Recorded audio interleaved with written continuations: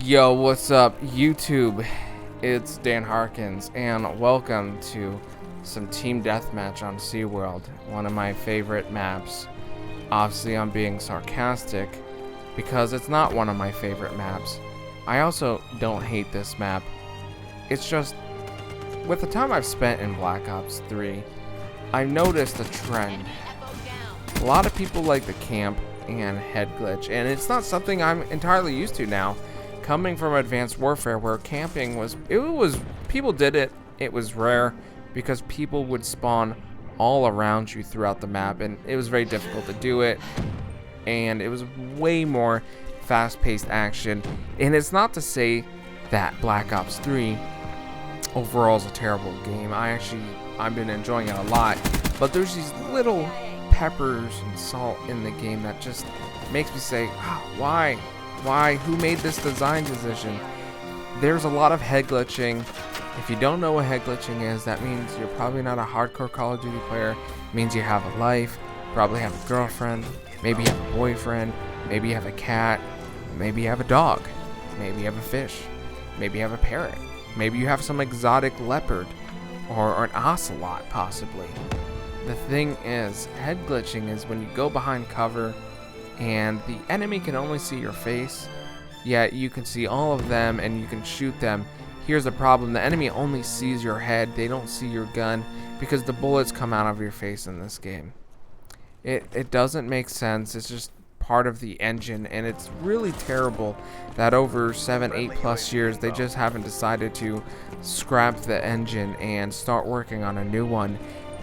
And I know making an engine from scratch is a lot of fucking work, but 7-8 years is a lot of work to make a really good engine, to make a better gameplay.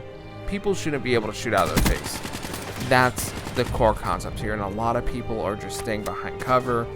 And I have no issue with people controlling positions. It's just getting really frustrating because these games are getting long, they're getting boring. When everyone just has to hunt people hiding in one room, I don't like doing that. And I had a match on Breach, and that not the main building that has the broken wall, but it's the building with the little stairways or some shit.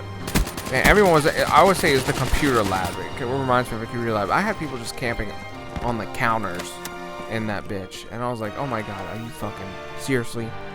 You're gonna camp? But why do people camp and do this? The answer's simple. People are looking to pad their stats so that they can have better kill death ratios. That way they can just feel really good about themselves. I'm all down for playing well and aspiring to be the greatest. I just don't think you need to do that every single match. Sometimes you just gotta fuck around, folks. You know what I'm saying? One map, I decided, you know what? I'm gonna punch people, and I did really, really terrible. Then the next game, I brought it back because I owe that to my team. If I'm gonna fuck off one match and gonna cost the team a win, which I did, then I gotta come back and show them, hey, you know what? Just fucking around, folks. I can hold my shit. I can do this, and I totally fucking did it, folks. Y'all know that I did it. But some people don't want to fuck around in this game, and if they do want to fuck around, they're so scared of screwing up their stats that they go use an alt to play the game and do dumb shit so that it doesn't affect their main account.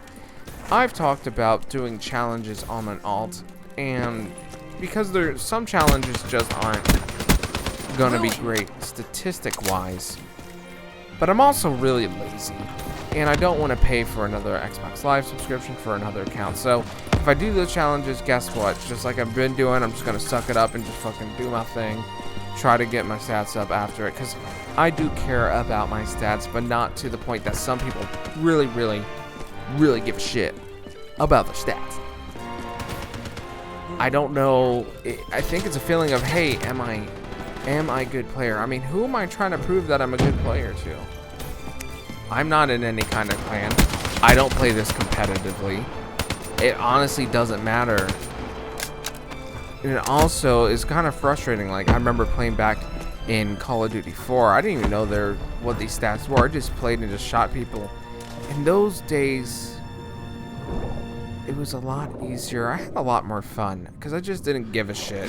I didn't even know. I just played and just shot people. And then someone, well, what's your KD ratio? I was like, I don't know. I go and look, and it's like 0.7.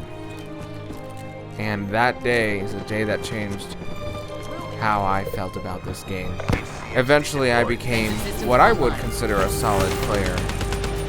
But at the same time, there's just frustration. There is this hurdle that you're always going over that I find myself not being able to fully appreciate the game because I'm so focused on, oh, I better do good. If I don't do good, I'm gonna have a terrible game and it's just gonna be shitty. And this just causes unnecessary rage and frustration. And for the most part, I've done pretty well on scaling that back. World at War in Call of Duty 4 Days was a lot of yelling, a lot of raging. Not so much now. I would say I've calmed down a bit. But I just don't want to do that. And even with Black Ops 3, I'm just kind of taking it pretty lighthearted. I'm not playing it hardcore like I did with Advanced Warfare. I'm getting my games in.